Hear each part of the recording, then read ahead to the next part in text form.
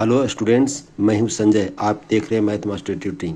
मैं आज applied mathematics 2 IP university का यूनिट 1 का लाइन इंटीग्रल का पार्ट 3 करने के लिए जा रहा हूं। 2 पार्ट मैं पहले ही कर चुका हूं, जो आप पहले के वीडियो में देख सकते हैं। आज क्वेश्चन नंबर 5 करने जा रहे हैं। इसमें लिखा हुआ है, evaluate the line integral z square d z where C is the boundary of a triangle with vertices, जिसका vertices 0, 1 plus iota, -1 plus iota. Clockwise करना है। यहाँ पर डायरेक्शन सेट किया हुआ है कि क्लॉक वाइज है। फर्स्ट ऑफ ऑल इसका हम लोग फिगर बनाएंगे। किसका? 0 0, डैट मीन्स ओरिजिन होगा। उसके बाद 1 plus iota, 1 plus iota B होगा। बी पॉइंट बी जो पॉइंट है उसका कोऑर्डिनेट -1 प्लस आयोटा होगा। उसके बाद ए पॉइंट हम लोग सपोज किए हैं 1 प्लस आयोटा, ये जो सपोज किए हैं 1 प्लस आयोटा, और बी सपोज किए हैं -1 प्लस आयोटा। और इसमें क्लॉकवाइज कह रहा है। जब क्लॉकवाइज कह रहा है तो हम लोग पहले लाइन इंटीग्रल ओ बी का फाइंड आउट करेंगे, फिर बी ए का फाइंड आउट करेंगे, फिर ए ओ का फाइंड आउट करेंगे, और तीनों फाइंड आउट करके हम लोग ऐड कर देंगे। यहाँ पर आपका दिया हुआ है क्या? जेड स्क्वायर का हम लोग को फाइंड आउट करना है इंटीग्रेशन। तो z इजकल टू क्या जानते हैं हम लोग? x plus iota by. Therefore Z square क्या हो जाएगा आपका? x प्लस आयोटा बाई का होल स्क्वायर हो जाएगा। हम लोग x प्लस आयोटा बाई का होल स्क्वायर ही लिखेंगे।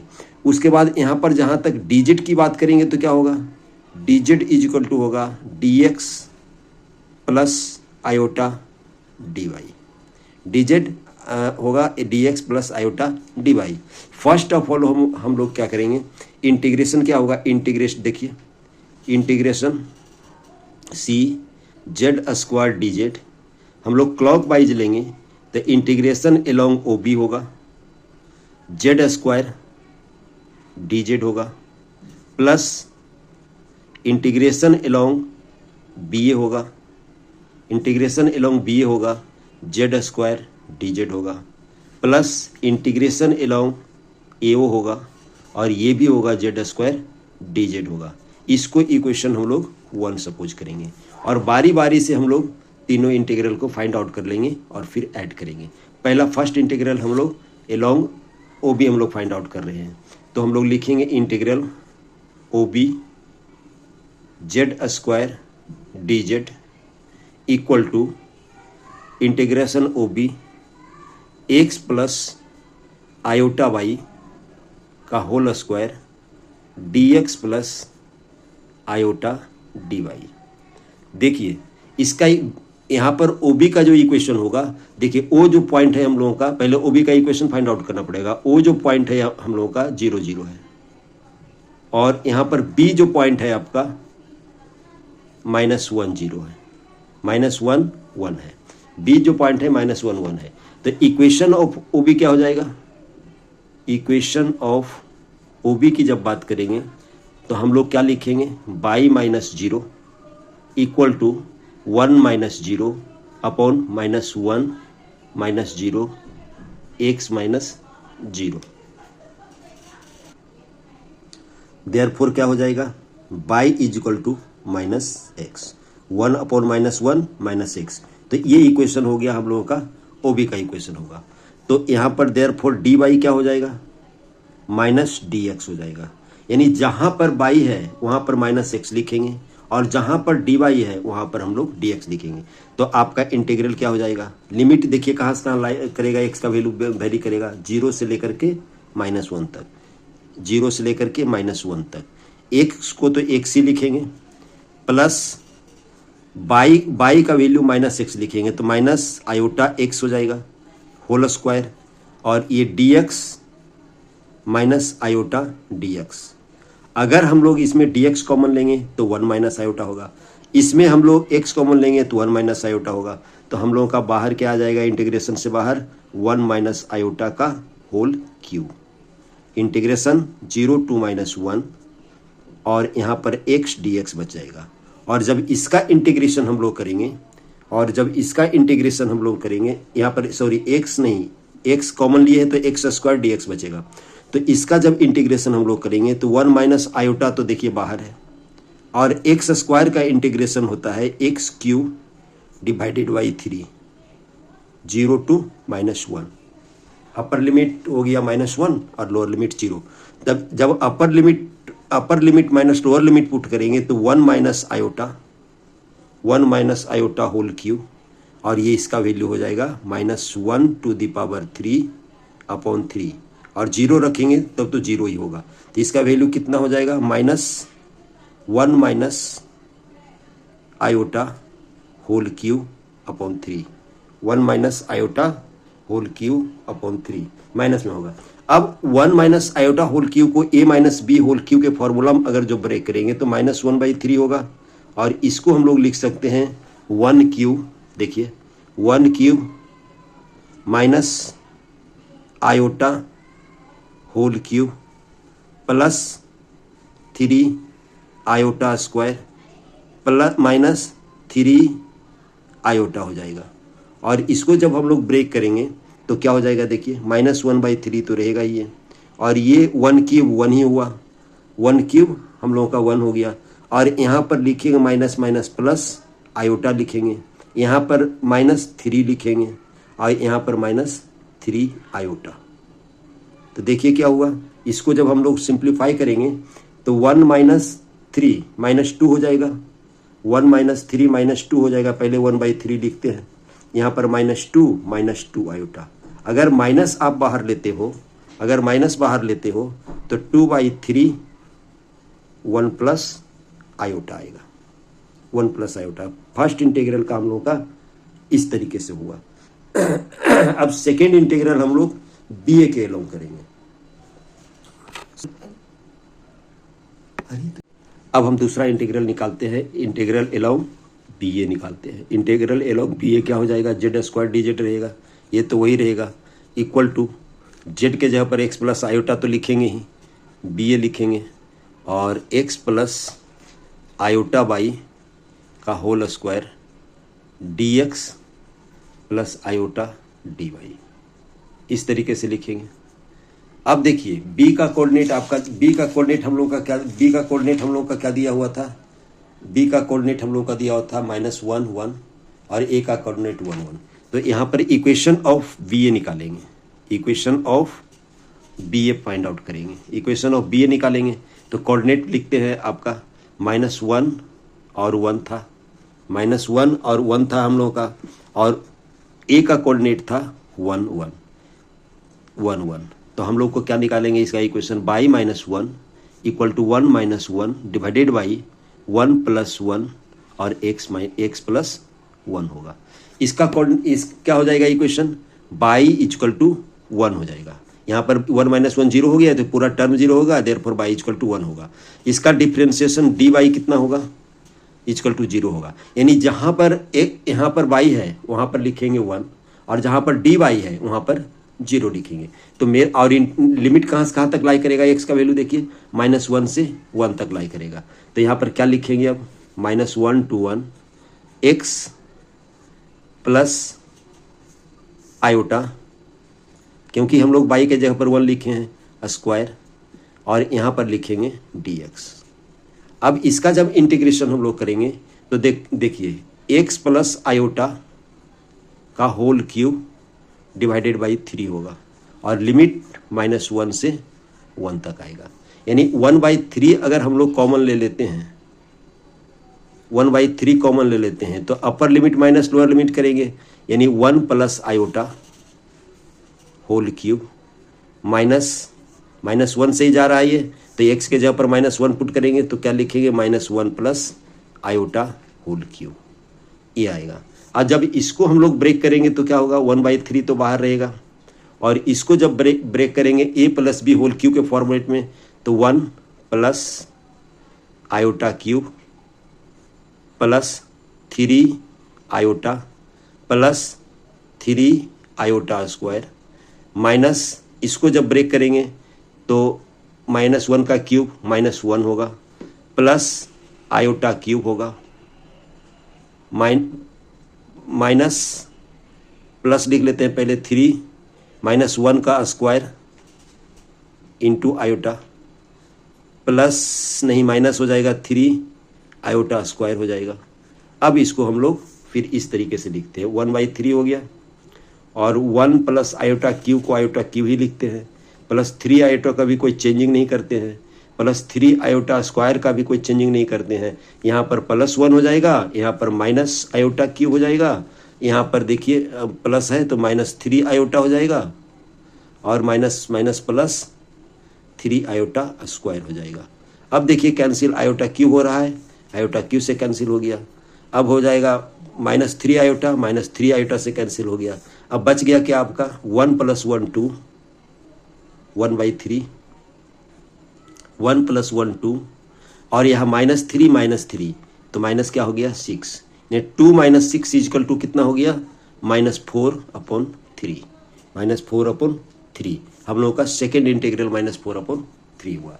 अब एक थर्ड इंटीग्रल भी हम लोगों का है, थर्ड इंटीग्रल है हम लोगों का अलोंग AO।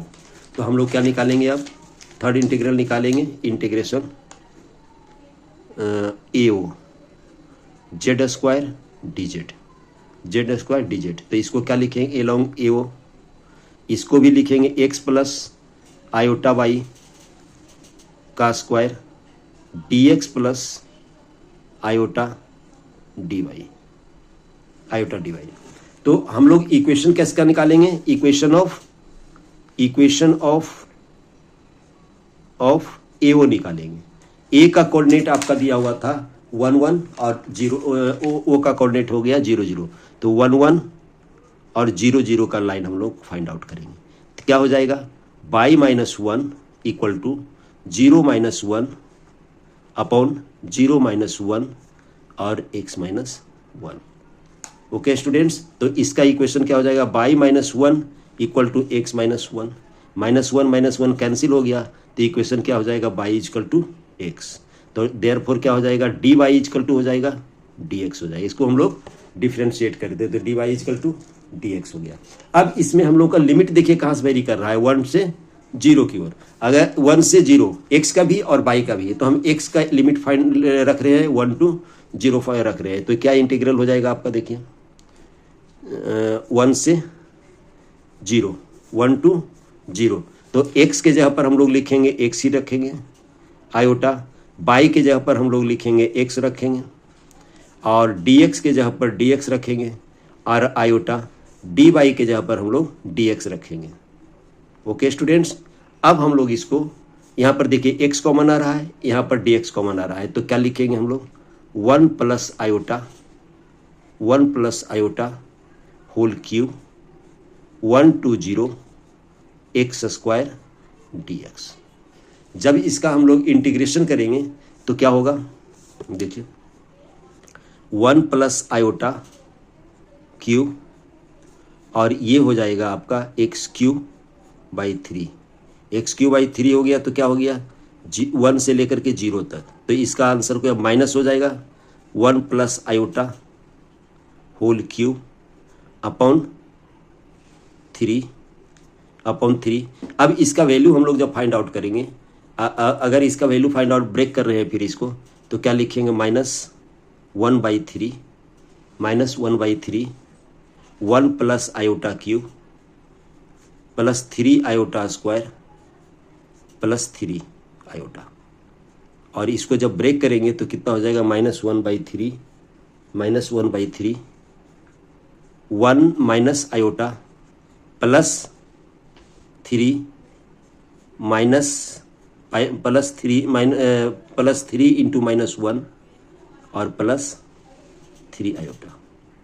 तो इसका जब कैलकुलेशन करेंगे तो क्या हो जाएगा, इसका देखिए क्या हो जाएगा, यहाँ पर -1/3 तो है ही और ये 1 माइनस आयोटा -3 प्लस 3 आयोटा।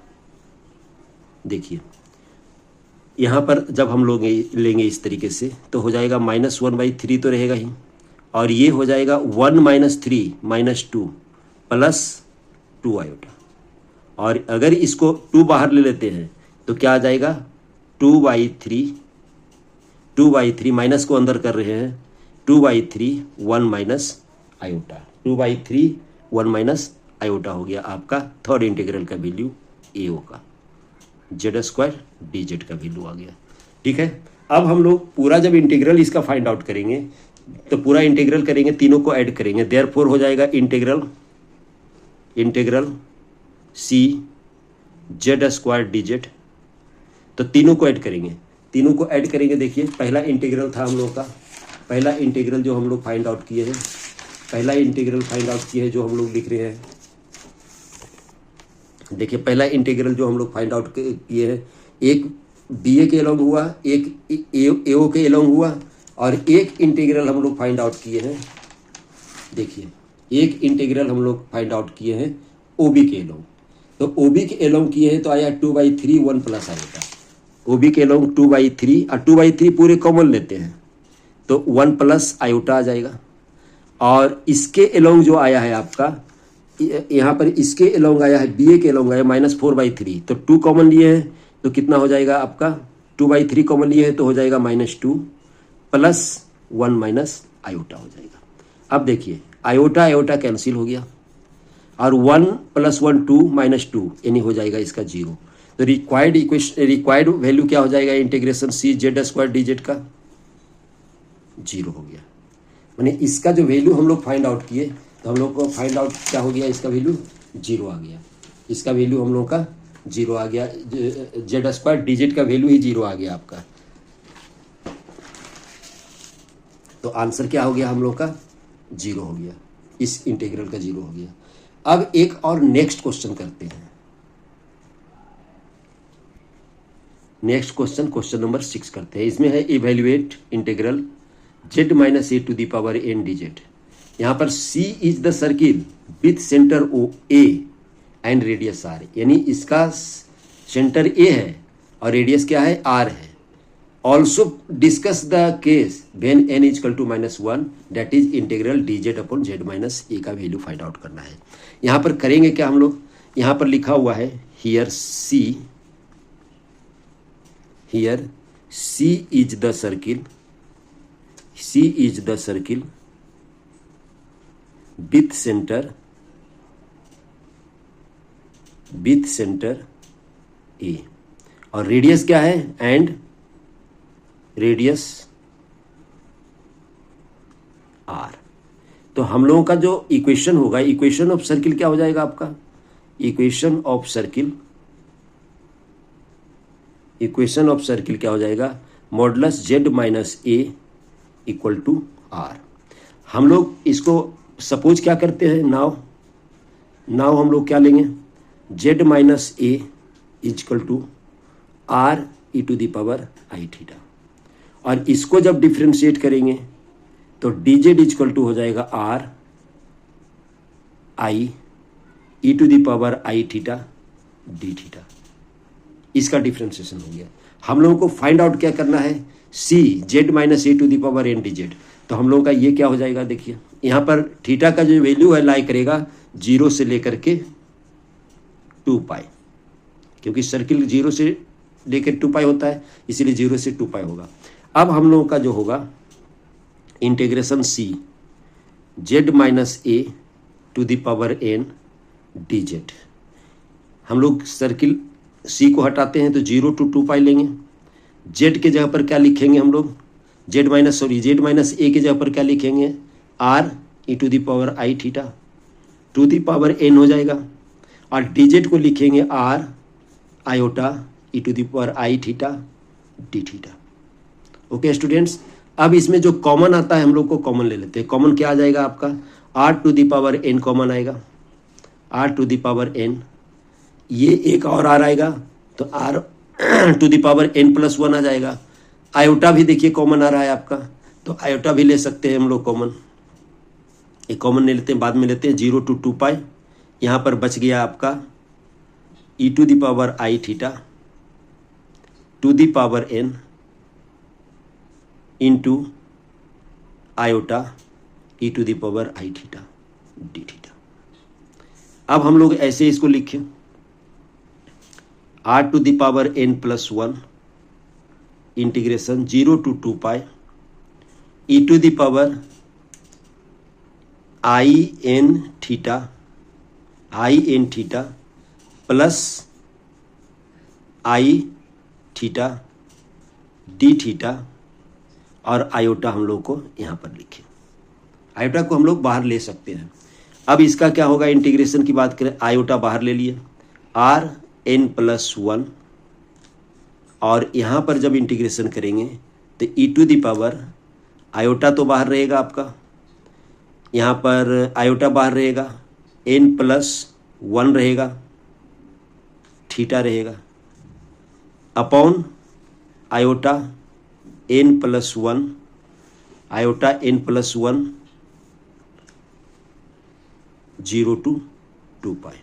देखिए आयोटा तो बाहर ले लिए थे, और ये आयोटा कैंसिल हो जाएगा। यहाँ पर आयोटा कॉमन लिए हैं और आयोटा कॉमन लिए हैं और थीटा कॉमन लिए हैं, तो आयोटा पहले लिखे हैं और एन प्लस 1 और थीटा लिखे हैं। जब इसका इंटीग्रेशन करेंगे तो इसका कांस्टेंट टर्म डिवाइड हो जाएगा। अब हम लोग को इसका जब वैल्यू की जो बात करेंगे तो वैल्यू की बात क्या हो जाएगा आपका, r to the power n plus 1 upon n plus 1, और यहाँ पर होगा e to the power iota 2 pi n plus 1 minus e to the power 0, और ई टू द पावर 0 1 होता है, ई टू द पावर 0 1 होता है, और e to the power iota 2 pi n plus 1 भी 1 ही होगा। तो इसका वैल्यू क्या हो जाएगा, इस तरीके से हम लोग वैल्यू निकाल लेते हैं। R to the power n plus 1 होगा डिवाइडेड बाई एन प्लस 1 होगा। इसको अगर हम लोग आयलर्स फार्मूला से खोलते हैं तो क्या हो जाएगा, cos 2 pi n plus 1 plus iota sine 2 pi n plus 1 minus e to the power 0 1 होता है, तो -1 लिखे थे। कॉस का जो वैल्यू होगा 1 होगा, 2 पाई एन प्लस 1 1 होगा, और साइन 2 पाई एन प्लस 1 0 होगा। तो इसका वैल्यू क्या हो जाएगा हम लोग का, r to the power n plus 1, r to the power n plus 1 divided by n plus 1 1 minus 1, यानी डैट मीन्स देयरफॉर क्या हो जाएगा, इंटीग्रल का जो देयरफॉर जो इंटीग्रल होगा आपका C z minus a to the power n d z equal to हो जाएगा 0, चूंकि 1 माइनस 1 0 है। तो इसका फर्स्ट पार्ट का इंटीग्रेशन क्या हुआ, integration c z minus a to the power n d z 0 हो जाएगा। अब दूसरा सेकेंड पार्ट क्या कर रहा है आपका, also discuss the case when n equal to -1, तो एन इक्वल टू -1 हम लोग यहाँ पर रखेंगे, z minus a to the power n d z है, यहाँ पर वैल्यू हम लोग रख देंगे -1। तो क्या हो जाएगा, सेकेंड इंटीग्रल क्या हो जाएगा, देयरफॉर सेकेंड पार्ट देखिए क्या हो जाएगा, हम सेकेंड पार्ट लिख रहे हैं, सेकेंड पार्ट हो जाएगा आपका, सेकेंड पार्ट हो जाएगा if n is equal to -1, तो देयरफॉर हो जाएगा आपका integration C d z upon z minus a equal to हो जाएगा 0 to 2 पाई, जहाँ पर बोले थे वहीं पर रख रहे हैं 0 to 2 pi r e to the power i theta to the power -1, n का वैल्यू -1 दिए, और ये आर तो रहेगा ही, आयोटा भी रहेगा, e to the power i theta भी रहेगा, डी थीटा भी रहेगा। अब इसको क्या लिख सकते हैं, 0 to 2 पाई तो रखेंगे ही, इसको लिख देंगे ये r i e to the power i theta ये रहेगा, और ये -1 है तो आ जाएगा डिनोमिनेटर में e to the power i theta d theta. देखिए कैंसिल क्या होता है, r e to the power i theta cancel हो गया, ई थीटा और आर कैंसिल हो गया, बच गया आयोटा, आयोटा बच गया, आयोटा हम लोग बाहर ले लेते हैं। इसका इंटीग्रेशन डी थीटा का क्या हो जाएगा, थीटा 0 to 2 पाई। अब इसका जो वैल्यू की बात करेंगे तो कितना हो जाएगा, आयोटा इंटू 2 पाई, यानी इसका आंसर क्या हो जाएगा 2 पाई आयोटा, यानी integration C d z upon z minus a हो जाएगा 2 पाई आयोटा हो जाएगा। ओके स्टूडेंट्स, ये मेरा सेकेंड पार्ट का फाइनल आंसर है। ये इस तरीके का जो आंसर आएगा इसका फर्स्ट का integration d z upon z minus a, d z upon z minus a C था, सॉरी ये सी था, ये यहाँ पर सी लिखा हुआ है, मैंने बाउंडेड बाई सी कर्व है आपका, dz अपॉन z माइनस ए का वैल्यू हो जाएगा 2 pi iota. Okay students, next video के लिए लाइक करें, सब्सक्राइब करें और शेयर करना ना भूलें। Thank you.